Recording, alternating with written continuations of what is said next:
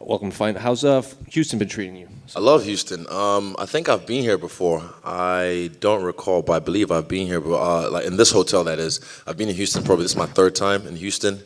But yeah, this hotel feels familiar. Like even walking through, I feel like 192.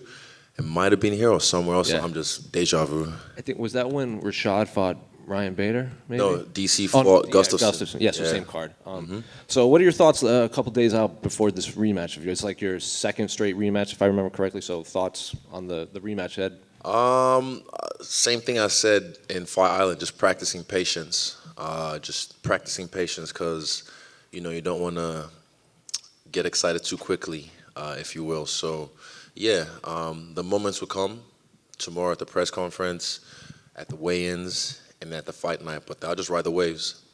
He was in here earlier, and I'm sure you've seen all his interviews, and he's Nope. he's maybe people have brought them up, but he's he's using words Little like, clips on Instagram.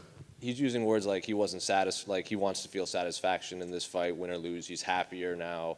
He's mentally in a better place after being burnt out for so long. So what do you make of his mindset from what you've heard or seen? I mean, there's no secret that we don't like each other, and there's no need for it. There's no need for us to like each other. But I do empathize with what he said. Who brought this up to me? I can't remember. I think I saw it on Instagram. He talked about his dark place he went to after the last time I beat him.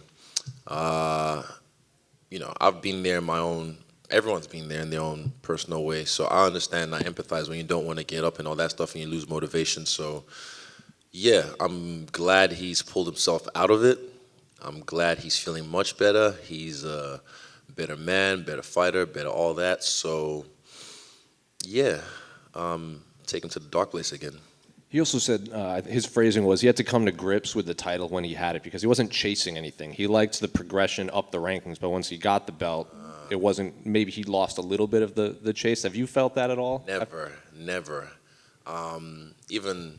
It's news now. I just signed a new crazy deal with the UFC. And Tim, or was it Jeff that was asking me for the doco yesterday? It was like, how do you feel? Are you excited? And I could see it's a big deal. It's a fucking big deal. And Eugene was, ecstatic. You could see even he got emotional. Tim felt the same way. But I was kind of like, it hasn't hit me yet. Because if I was... if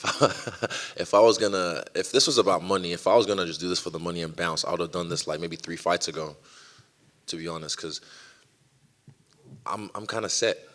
I have one of the smartest men with money behind me who's helping me flip my money the smart way. But it's not about money. I love money. Don't get me wrong. I do this for the money, but it's not about money. This is about legacy. This is about martial arts. This is about learning. And yeah, I haven't lost that step. I'm still hungry. I'm 32, I'm fresh, I'm young, and I keep saying this week I've got the training camp. I went back to the young Izzy, the kid that was just soaking everything up and just be real curious, like how does that work? Ooh, let me try that, and I'll do it the next day, and I'll be successful at it. Or if I fail, I'll try it again. So yeah, I haven't lost that step. I never did. What do you make of what the rest of the division happening right now? As the top, everyone's gunning for you. Sean Strickland just kind of threw his name into the title picture after his last performance. You got Cannonier and Brunson fighting below you. So what do you make of the rest of the division below you? I like what I see. And I hope.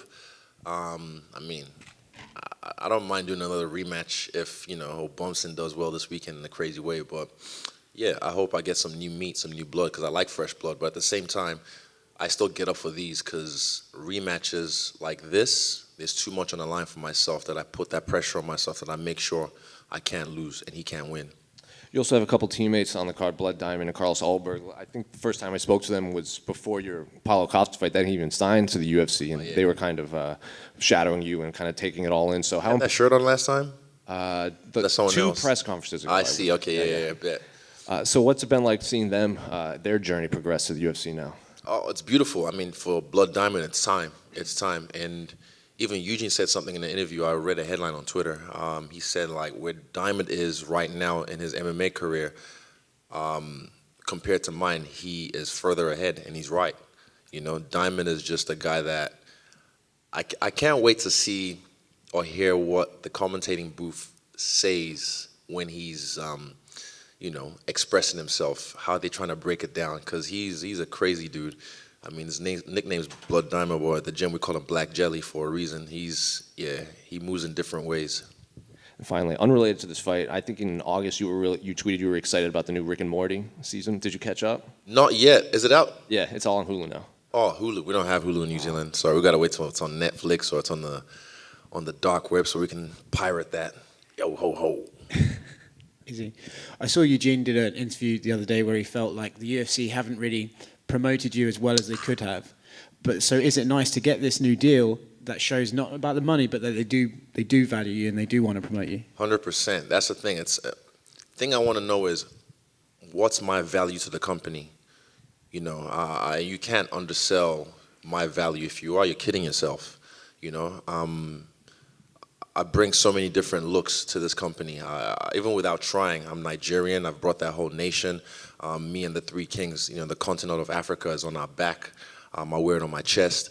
We have the Oceania region looking at us. I'm a guy who crosses over into the mainstream so easily, and I have this appeal that I know I've got that it thing. So I'm glad that the UFC is starting to see that. They've already known that. They've known this since the jump. Dana knew this since the jump, but I'm just the guy who deals with my dealings with the UFC behind the scenes, and I'm glad we came to an agreement with this new deal, and I look forward to, this effect trickling down to the rest of the fighters.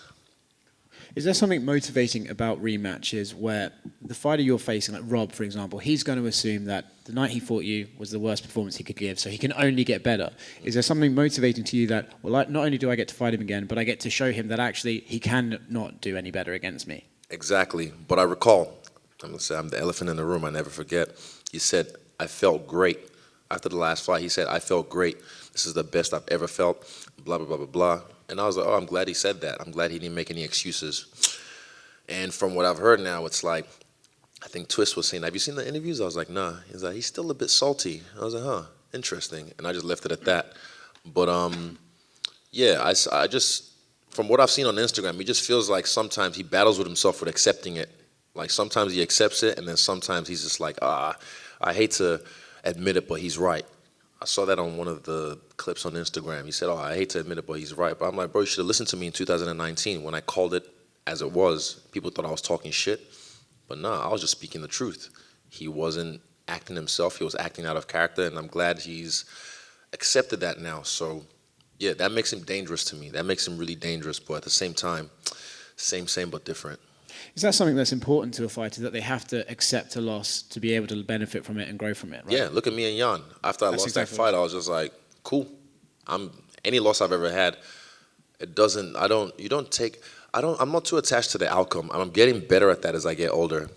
I'm never too attached to the outcome. Even when I fought him last time, bro, if I had lost that fight, like I would have been the laughing stock of the internet. Like, look at this guy. He thought he was so cool with all that dancing shit, and he got knocked out. Fuck this guy. But nah, I put that shit on myself because I like to gamble. I'm a gambler. I like to roll the dice. You only have one life, so I put that on myself so I can exceed expectations, And yeah, you just have to accept it. Like the Jan fight, when that happened, I was kind of like, oh, cool.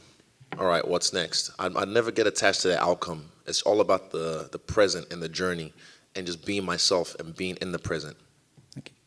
Izzy over here. Do you feel like this rebuild that he's had, this reinvention, everybody's saying that he's better than he ever was, do you think that that's totally warranted? Do you feel like part of it is just because you made him look the way he did, and he's just always been this good? Yeah, I think he's a good fighter. He's a good fighter, and I think he has gotten better. I'd be lying if I said he hasn't. But, who was I? I saw on Twitter again. I have a lot of time during fight week, so I'm scrolling a lot. But I think it was Luke Thomas, yes, Morning Combat. They were saying, like, pretty much we know this. In MMA, we have recency bias. You guys remember from the Yol fight, oh, my God, Israel's so boring. No, he just runs away. And I was like, oh, really? Watch this. So, yeah, they just forget. He's a good fighter. He's had a lot of knockouts in the past. He's gotten better, but I just don't think it warrants that kind of reaction. But I have high standards. Let's just put it that way. And then the fight between Derek and Jared, is there any sort of way that you're kind of leaning in that one? Is there someone you think will be on the other side of this for you? Nope. I just hope the best man wins and wins in an emphatic fashion. Yeah, Thanks. easy. Hey, Izzy, down here to your left. To your right. All right, yeah. Oh, shit. My right. Yeah, exactly. The other left. Rob has said in a couple of interviews that he actually has not watched the last fight at all. Has not watched it. What are your thoughts on that? That's a good question. What are my thoughts on him not watching the last fight? I'm sure his coaches have. I haven't watched it in a while. Last time I watched it would have been August during the lockdown in New Zealand. I might have posted it on my stories when I was watching it. What are my thoughts on it? Good for him. Maybe it's a psychological thing. He doesn't want to see that be replayed in his head over and over again. But I mean, there's a reason I brought my high top fade back. I have to remind him. You know, I had the low Caesar for a while for the Costa fight and the Vittori fight, but I brought the high top fade back just to remind him. So when he steps across the cage from me, deja vu. Any other things you'll do the same as the first fight? Little dance at the beginning? Everyone asked that. That only worked because it was a surprise. That worked because of the impact of that moment, and it was just like I caught everyone off guard. That's why it had an impact. But like I said, I'm feeling like Fight Island on this fight. I remember I was feeling dark. I said that, and I was like, I just want to go in there and handle business. So I'm gonna do just that. Assassinate. You said that the new contract with the UFC is a crazy deal. Can you tell us a little bit about how crazy it is? Nope. I'm honestly. Between us. Who's watching? Yeah, no one's exactly. watching. Yeah. Where's my babysitter? Is he around? Nah, I can't say shit. But yeah. Look. I love the UFC. I've looked at this company and I've wanted to be in this company for so long, and I love the fact that we've gotten to this agreement finally. Side note: I just signed for this fight, this actual bout this week. So yeah, let you know how deep we went. But I'm glad we came to this agreement. I'm glad we have a good working relationship. And like I said, with everything that's happening right now, this will trickle down to the rest of the fighters. And it's only going to be great for the company. It's only going to be great for the company. But yeah, just give it time.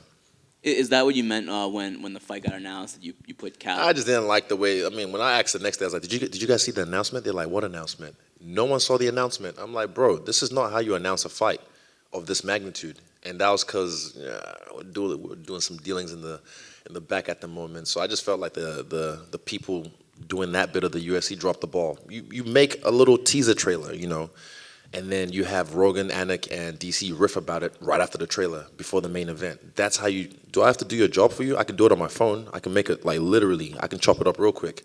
But, yeah. So I was just like, the fuck? What kind of announcement is that? Just a little banner like, okay, that's it. No, you don't do that for a championship fight of this magnitude when it's in Texas. Everything's bigger in Texas, right? There's better ways to do that. So that was me expressing myself with a little cap emoji. Thank you. Cool. Right here, is he? In the post-fight interview of your first fight with Whitaker, you talked about how you basically saw he did exactly what you and your team thought he would. I'm just wondering, as you head into this fight a couple days from now, are you expecting a different Robert Whittaker than you fought in 2019? Yep, I am. He has matured, like he said, and I expect him to be more patient. But guess what? Sorry. Oh, every time. Sorry, guys. Sorry, not sorry, but so am I. I will be patient. I've got the belt. He wants the belt. Come get the belt. I don't have to do shit. I just have to wait for him to do work because I'm the one with the belt. But, you know, this could be me just telling fibs as well. I might have my own secret plans that I want to do. But, yeah, he's going to come different. He's not going to do what he did the first time because he'd be silly to do so. Like, the same shots I caught him with in the first fight, leading up to the knockout, I was already catching him with it from the first round. Check, right hook, all that stuff. I've been catching people with it in training. And it's like, yeah, I don't want to give too much away, but I've got 3 ways I can win this fight. The left hand has found its mark a lot in the last fights as well. I find that's not something that's talked about a lot, but you go back and look at your last 3 finishes, I believe it is. That left hand finds its mark every time. It's right there. I mean, I'm glad you're saying all this because this is coming from when I came into the UFC. Everyone was like, oh, he has no knockout power. You know, he's just too skinny. But then, yeah, I'm finding ways to put people away with these lanky limbs. Yeah, but I have other ways to finish fights. This is MMA. This is why I came into this game, because I didn't want some nerd in pajamas with a blue belt to be able to beat me up as a kickboxer. So I humbled myself, and I learned the game of grappling, jiu-jitsu, wrestling, judo, sambo, all that stuff, so I can be a full-fledged, actualized fighter. Hi, Izzy, over here. Hands up? Yeah, Just so I can, yeah, there we go. you have one of the best nicknames in MMA, the Last Style Bender. Appreciate it. You're obviously an avatar in this state, but however, if you had to choose one element between air, water, and fire, what would This it to be and me, why? if I had to choose one, why you gotta do this to me? Probably, God, I'm the avatar. I can't. But if I had to pick one, which tribe I was from or what element, fuck, how much time do you have? Don't you have Toph tattooed? I know. I want to say Earth, but I know. Okay, I know.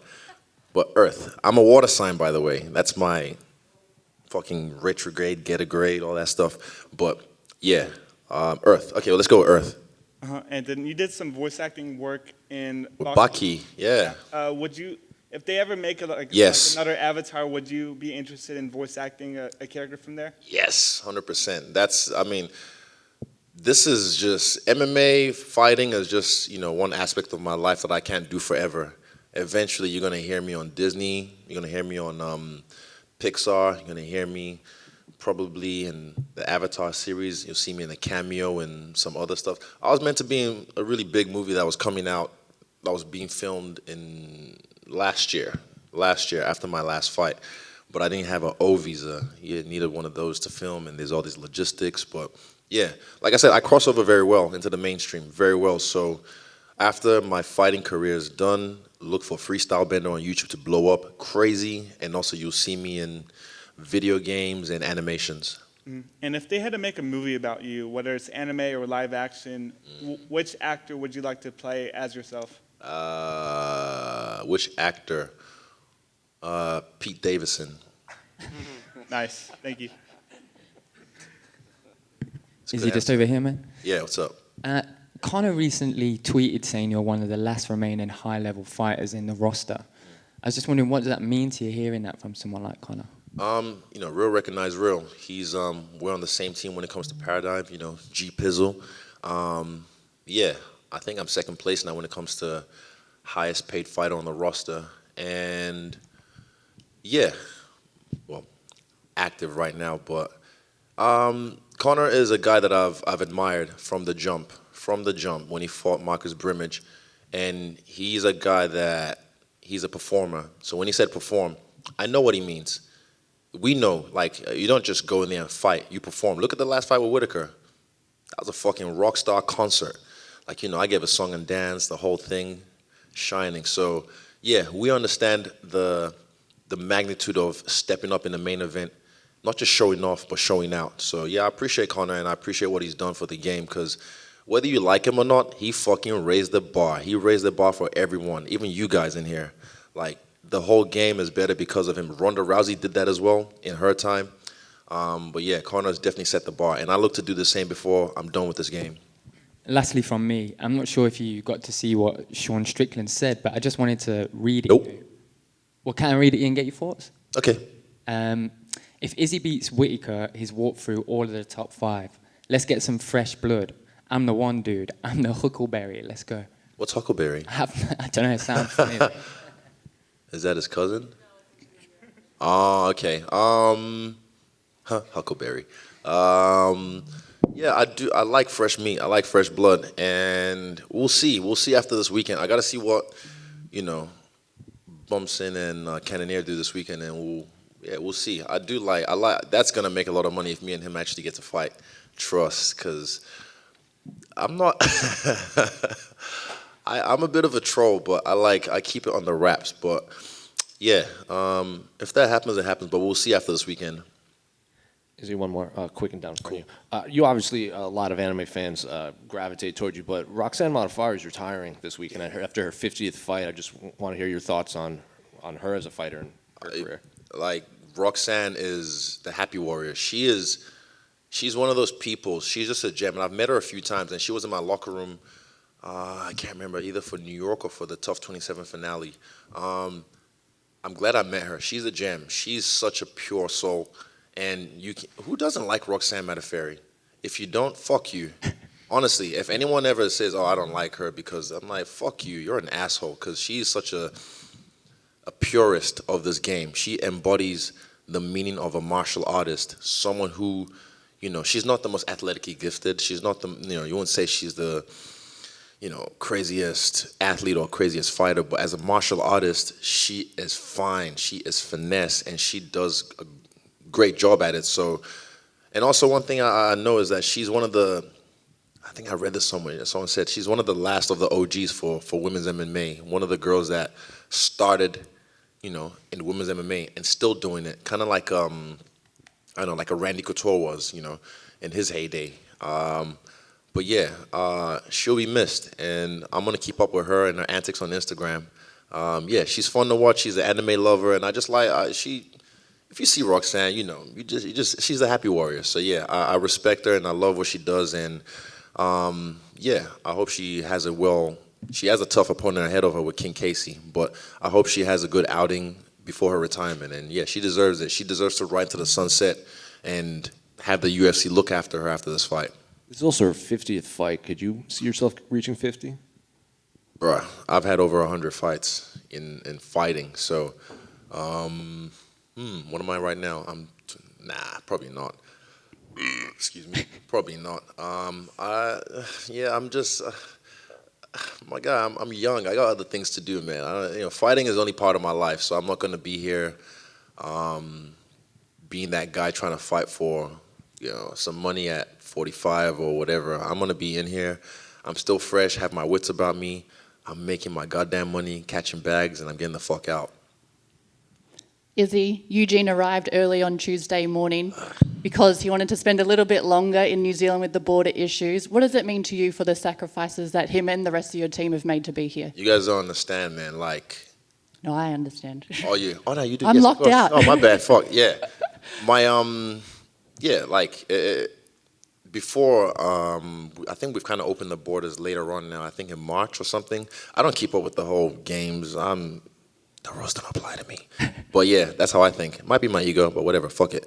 But before we left on this trip, we had no idea when we were going to come back.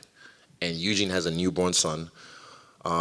All my coaches, most of them have kids. They were prepared to leave their kids and their family behind and just be away for possibly 6 months. You never know with this whole shit. There might be a new variant. Deceptitrons. Oh, now everyone locked out. Shut the world down. So they were prepared to do that.